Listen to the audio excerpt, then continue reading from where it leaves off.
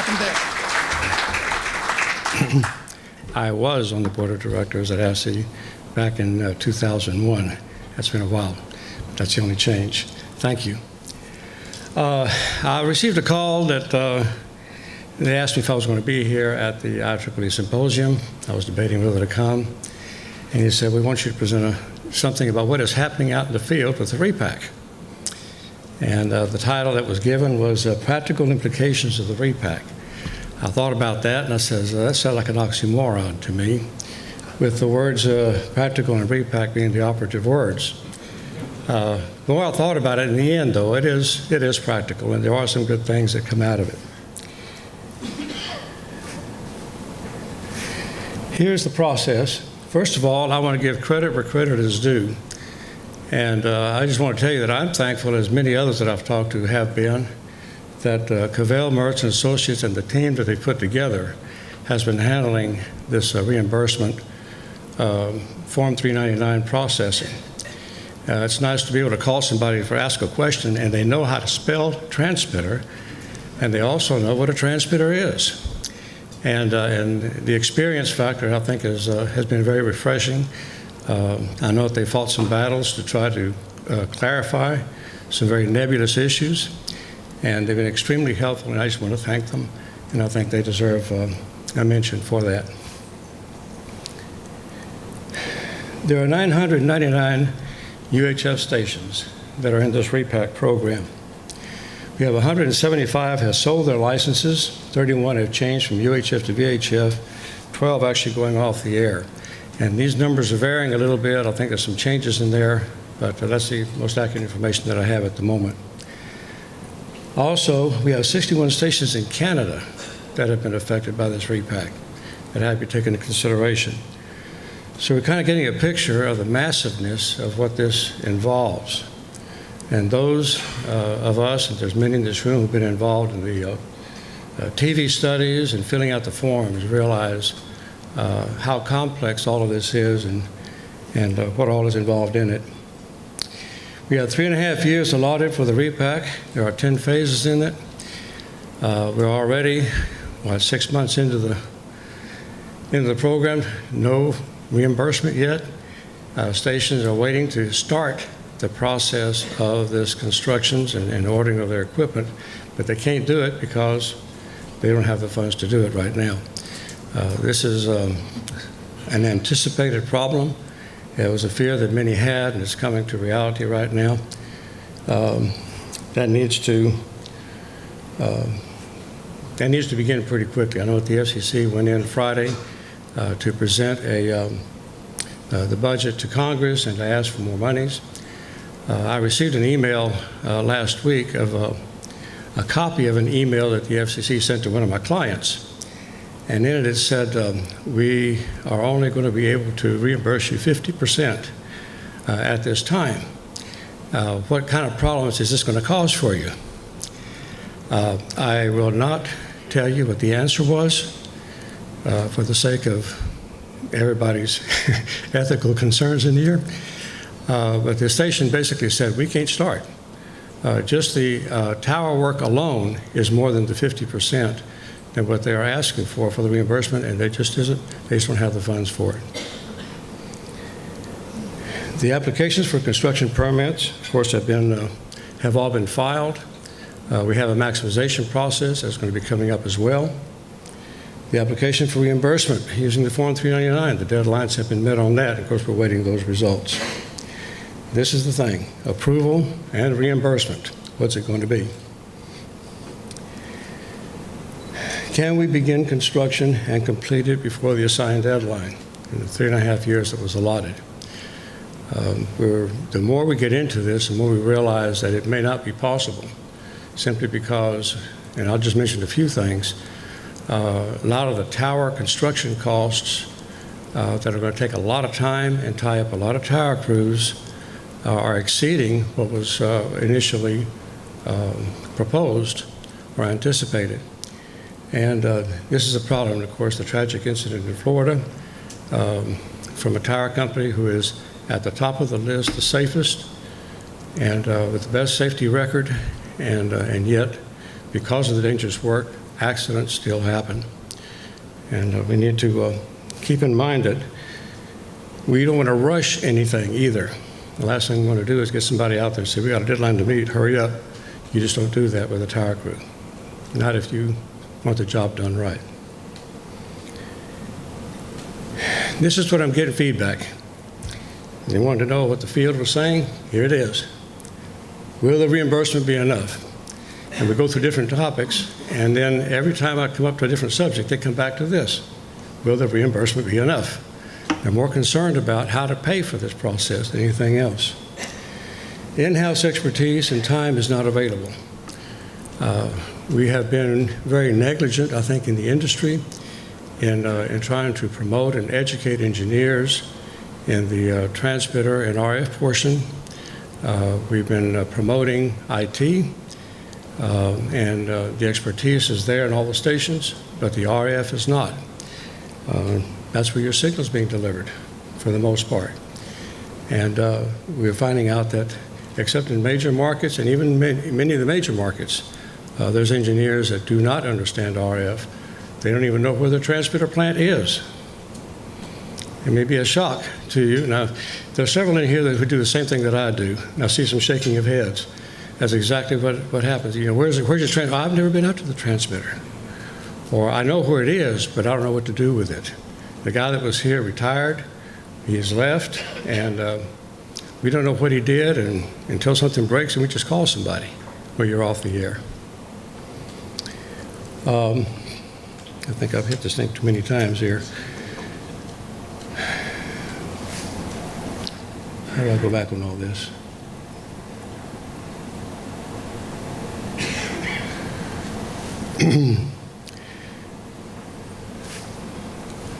What did I do here?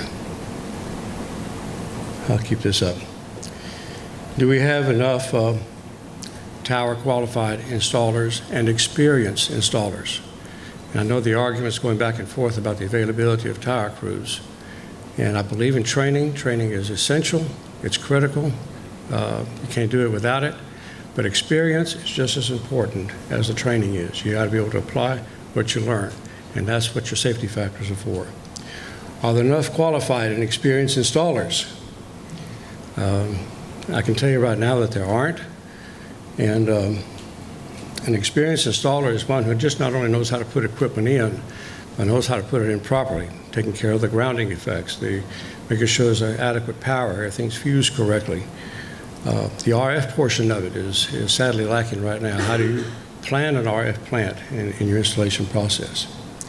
Is there enough tower space? We're running into this.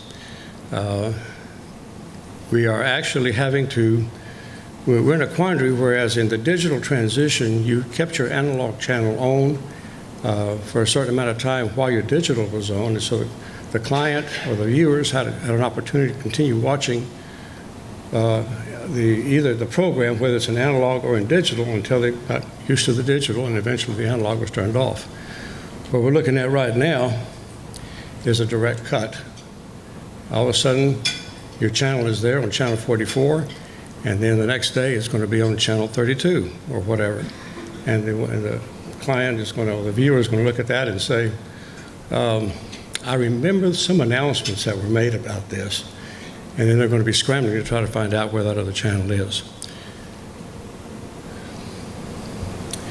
Can the transfer antenna suppliers meet demand? I will tell you from talking to the different ones, there has been a tremendous amount of planning. The plants have been revamped to be able to meet this need. And strangely enough, I think they're going to be able to meet the delivery of antennas and transmitters and filters and so on. The question is going to be being able to install them and having the tower structures modified to be able to put the antennas on. How will the viewers handle the channel change? I just mentioned that a while ago. Are they going to be able to find your channel? What effect will ATSC3 have riding on the heels of Repack? And there's going to be some talk about that and later on some papers. But that is a concern right now. Many are planning for it. They're going through the extra, through maximization or increasing power for circular polarization, that even though it is not a reimbursable item, they are wanting to go ahead and add that in anticipation of ATSC 3. And again, with the viewers tolerate changes and the cost, they're going to have to buy new receivers when they go to the ATSC 3 standard. What about LPTV displacements and available channels? Questions. This is a sore spot in the industry right now because we don't believe that's been handled correctly. And the LPTVs are basically going to have to, they're floundering, and they're going to be finding whatever open spots they can after this repack is complete. Is there enough time? No.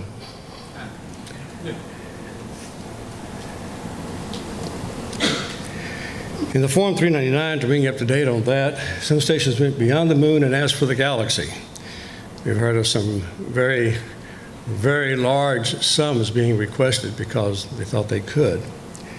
Many stations did not take full advantage. They were trying to, I guess, trying to keep it simple, or didn't understand that they could. I wasn't doing that. Many stations filed the maximum allowances. Most of them, because it was a last-minute thing, what do? We don't have quotes, we don't have bids, we don't have anything that's come in on time. Let's just go for the maximum because that's what's allowable right now. Let's get the form filed. That's what it was. Okay. Just so you know, the thing that needs to be done here, now I'll get back to this in just a minute. The vitality numbers, the vitality study, by the way, was an excellent idea and a process. It has some flaws in it, but it was an excellent guideline to follow and a good effort to get us in the ballpark and identify the needs. But there are certain areas where it did not address. For example, if you have a stacked antenna on top of a tower, now all of a sudden you go from a $180,000 top-mount antenna easily to about a $400,000. It isn't just what's done on the tower, but what is done on the ground around it. So those costs can go up pretty high. There is accountability. Every station will be audited. Can I say that again? There are many people still in denial in this process. And, but I am assured and reinforce the fact that there will be an auditing process. And in order to do that properly, you can still do an amendment to your Form 399. Those who have filed with the maximum numbers, if you get the actual quotes, now's the time to do it. Get your quotes, get your bids, get the numbers that apply to your project, what you want to implement, and put those in instead of the numbers that you put in the maximization numbers. You're substantiating what you are going to do. You're going to have to do this anyway when the auditing process comes up, because you're going to get questions and answers back and forth asking, why do you want this? Where is your bid? Where is your quote? What do you plan to do in this area? So do it now, get ahead of the time. Therefore, your reimbursement process will be quicker for you at that time than if you're waiting till the last minute and have to go through the process and extend the time. So that's just a word to the wise.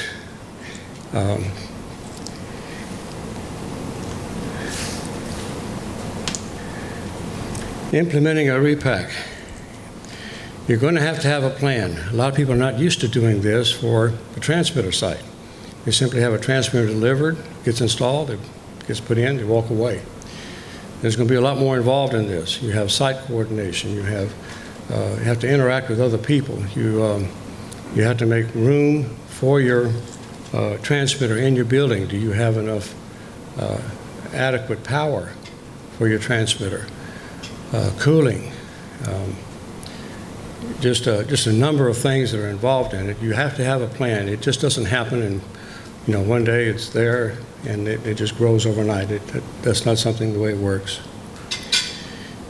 Right now, be sure that your structural analysis of towers and permits, etc., are in order. This can cause a big delay.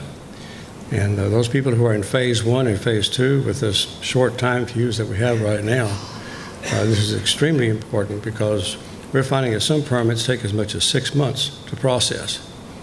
And you don't have 6 months. And you can't say this is a government mandate that therefore the city has to comply. The city doesn't have to comply, and they will do their own thing. Finalize your choice of players, tower crew, antenna, and transmitter. Settle that now. Get things in order now. Don't wait till the last minute to do this. You got to involve all the players in the process from the beginning. I think this is one of the most crucial things in implementing the construction at your sites. You've got to involve everybody because everybody's going to have a stake. The transmitter is going to interface with the tower crew. The tower crew has to deal with the site itself and being able to deal with the people that are working at the site. All the planning that's involved takes time, and it involves everybody. Be constantly aware of coordinating with site owners and tenants, especially at shared tower sites. We're running into a lot of problems. I'll stop here just a moment to tell you that we've already been implementing several in the Repack from stations or groups that have the finances to start right now and want to get ahead of the game. And we're learning a lot. We're learning things that we thought we knew, but we don't. We're finding that some stations do not want to cooperate because they're not being repacked. This is a bother to them. And so therefore, they don't want to lower power when you need it lowered. They don't want to make room and allowances for you. We have one case where a licensee, a TV station there does not want anything to happen during the day, no lowering of power. We have 4 hours to work at night. And for this project that should take 3 days, it's going to take us 4 weeks because we're going up and cutting pieces of the antenna every night because we only have a 4-hour window to get that antenna down. They don't allow a lift. They won't go down during the day. We can't use a helicopter because helicopters can't work at night. So keep those things in mind. When you can cooperate, remember, there'll be a day when you'll need to have somebody help you out. These things get remembered. FAA filing, studies, and authorizations are in order. If you're constructing a tower, if you're changing the height of the tower, be sure that there is FAA authorization for that. There's a Form 7460-1. In the line 21, it talks about frequency, and it also has a place for power for that channel. This is not something that is going to hold up your project, but you're going to be changing channels. If you're channel, again, 40, and you're going to channel 32, you need to notify the FAA that you're going to channel 32. I wasn't familiar with this process. We filed the FAA form initially, years ago when the job was there, and we never looked at it again. Well, we went to a site that was owned by a group owner of the towers.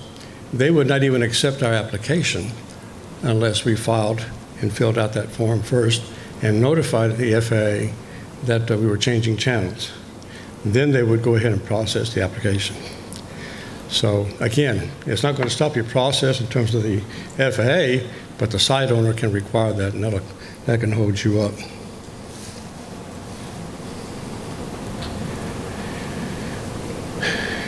Please choose a tower crew that has a safe track record, experience, and qualifications in tall towers. And I think that's self-explanatory. Choose an installer that has experience with RF expertise. The new solid-state transmitters are overgrown big computers, if you want to look at it that way, because they are so integrated with that.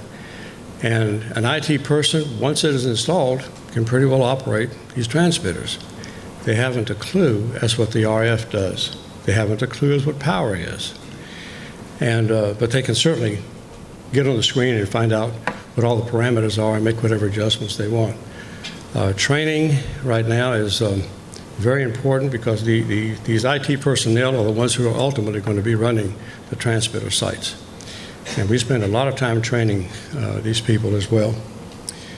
But yeah, the RF expertise it just isn't there. At the end of my talk here, there's a lot of other slides that I have in here, not intended to be talked about right now, but it's intended for you to have in case you want to give to your engineer or to your installers, and it's a checklist of things that we have found that are need corrective action at the stations, and also things to look ahead so you can properly install transmitter and antenna systems. And it's just it's a freebie thing that is not an insult to their knowledge at all. It's just a checklist to have them go over and make sure that they catch all that they can. Make the best of your space. Don't say no to site visits because it's an extra expense. That can be the greatest cost saving that you can have, is to have somebody go out there and see what you have and where your equipment is going to go. And you have the notes. Typically, most sites you'll end up with a 2D plan, kind of floor plan view of what is going on. The more complex sites, which I've played with a lot, is there's a 3D, because you have a lot of interconnecting of components at different levels, and that can make a big difference in how quickly your installation goes, and you don't run into a lot of gotchas and surprises that are pretty common.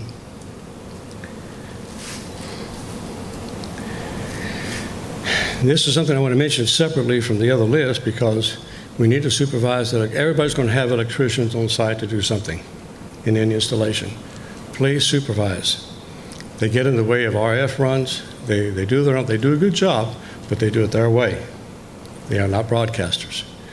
And so, for the sake of the installation and maintenance later on, please supervise your electricians. All you got to do is tell them what to do. They'll do it, but they need instruction. They need to be told where to put their and route their lines. This is a typical 2D site. It's an old slide. The red is the analog, the black is the digital, and this is what we call an ideal site, because we go out there, we take out the analog. Oh boy, look at all the space that we have, how nice it is, and we can put that in. Unfortunately, most sites that we come into end up something like this. And it's not as clean, and we have to work around that. Site planning, coordination, I can't emphasize it enough.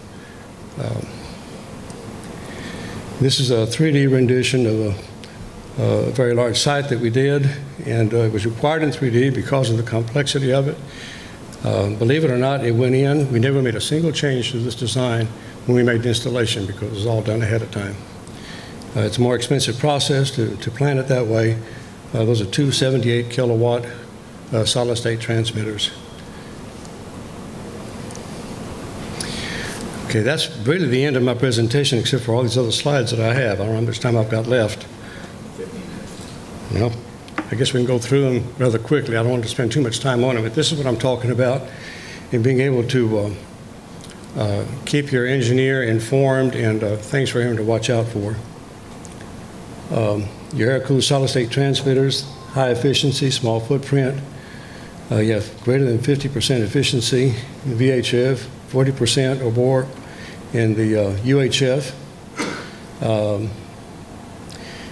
The thing about your air-cooled systems is that you have to provide cooling for the room that they're in, because all the heat stays inside the building unless you have a way of ducting it out. And basically, your practical limitation in power is between 7 to 8 kilowatts for your air-cooled. Your liquid-cooled, they're high efficiency. They have high efficiency. They're same 40% or better. You have a small footprint indoor, requires pump assemblies.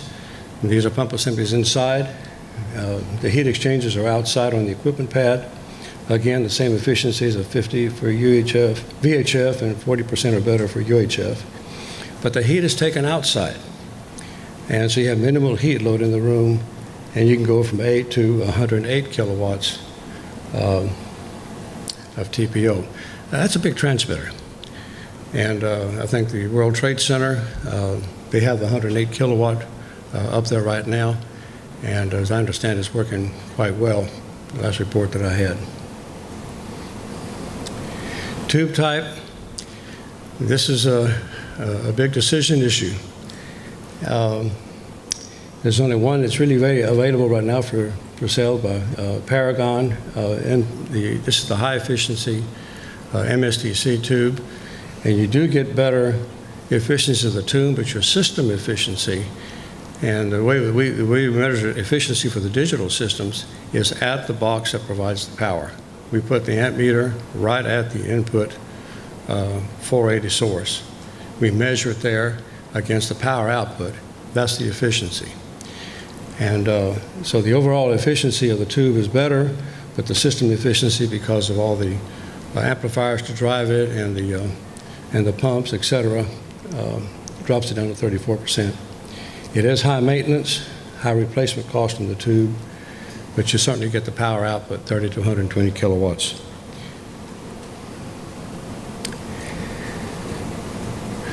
The RF system delineated to be from the output of the transmitter's final combiner to the gas barrier. You have to consider the routing of it, what the losses are also in your calculations, what kind of transmission line you're going to use, your channel or your mass filters. You have different types there, switches and patch panels, channel combiners, RF loads. All these are parts of a custom design for each site. You may have all these components, you may not. You will have a filter, and you will have transmission line, but you may not necessarily have switches or patch panels. Different type of transmission lines to be used, of course, is waveguide, and there's the different levels of the waveguide. It's beginning to be used less and less, and because of the loading that it is on the tower, but they can handle a lot of power, and they can be very, very useful. Coax, as I say, is more or less the standard. It's more broadband. Watch for elbows. Be sure that the elbows are tuned, or at least there's tuners going to the elbow, because they will affect the overall response of the line. Power handling depends on the coax size and channel frequency, and there's non-standardized line sizes between manufacturers. And I just heard that some of the manufacturers are now starting to, if you specify a particular standard, they will make that, even though it is different from what they have right now. So that's becoming more universal. European standards are in the mix now too. I bring that in because a lot of the transmitters being installed are from Europe. We have a lot of Italian transmitters and German transmitters. They spec everything, of course, in the decimal system.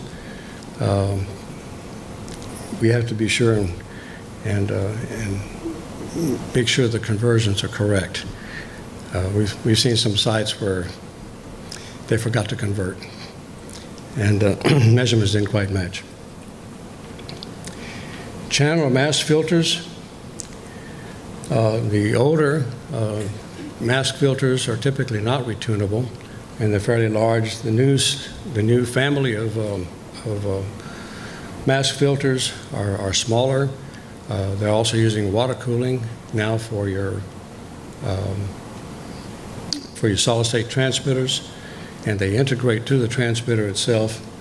And being smaller in size, and they are retunable, is a big plus. And of course, these are just some things that can be reused from your older mask filters, the hybrids, the harmonic filters, directional couplers, and RF loads, but the filter itself typically cannot.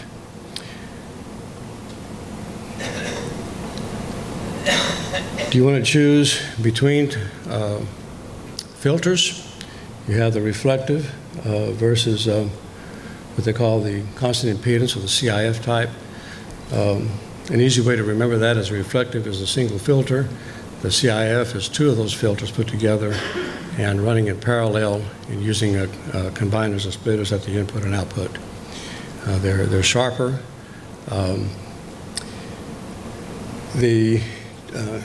The tube type transmitters, because of the nature of their tuning and their radiation, require a CIF type filter.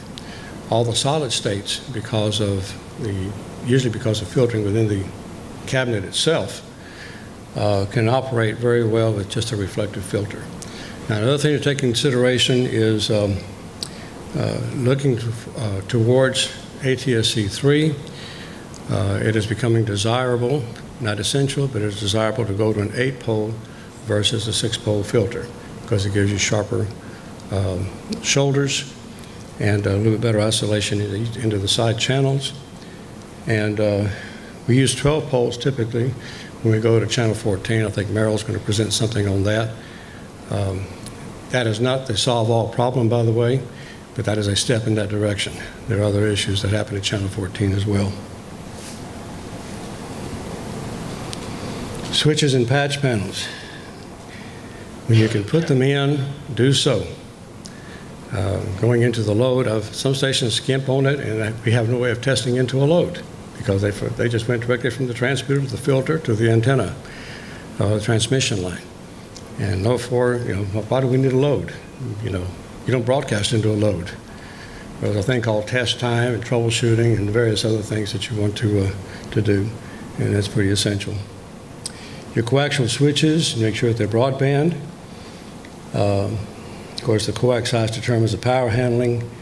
The typical, or the highest size, the biggest size for the switch is usually up to 6 1/8, simply because it's physically so large. When you go above that, you're strictly going to patch panels. I think they're using 8-inch patch panels at the World Trade Center. We used 7-inch in the Dallas-Fort Worth for that project. Channel combiners feed 2 or more channels into a broadband antenna RF system. This is something that is custom designed, and we need to be sure that we work with the manufacturer so that all the specs are correct on that. Don't attempt to do it on your own. This is something that has to be done in the factory. Need to skip over again. Always consider, this is also something that's often forgotten, is making sure that you have enough monitoring points. You need that for your power monitoring as well as you need that for your corrections, but you also need a port so you can do testing with and not disable the rest of the system. So think about your monitoring probes. RF loads, I'll go through these kind of quickly because we're running out of time here. You have oil-cooled, you have air-cooled, you have water-cooled as well, and different types there. Depending on the amount of power that you're putting out, the space that you have, what kind of a load that you want to put on your system. Your layout, we talked about that already. Here's an installation next to to the other channel installation, so the 2 channels are present there. Here's the 78 kilowatt installation here, front and back. Here's also another installation, another manufacturer. This was done with copper pipe. That's another thing to have to get used to. The newer digital solid states using hoses. I know that kind of goes tilt on a lot of people's minds, but having worked with it now for about 14 years, I can assure you that the hose route is the better route to go. You get rid of a lot of electrolysis issues, and it really works better. And there's the pump system. Also pay attention to your electrical grounding, heating, ventilating, air conditioning. All these are loads in the room. Very often that's forgotten. Your remote control and monitoring. Look at your transmitter. Make sure it's going to provide the ability to do remote control, that you can be able to control it from your studio. That has a package to do that. SNMP right now is becoming the popular standard, and access to be able to access the transmitters, and they all provide the protocol for that. STLs, making sure that your STL can handle the new ATSC3 coming in. And I think that's the end of the presentation there. So I got more in than I thought I would. This should be available, I think, on the IEEE site. But the checklist, I think, is the only real contribution I've got, is making sure that they know what to look for, that they don't miss things, don't assume anything at the sites, because it's every bit of that cost them money and time, and obviously a lot of frustration, maybe their jobs.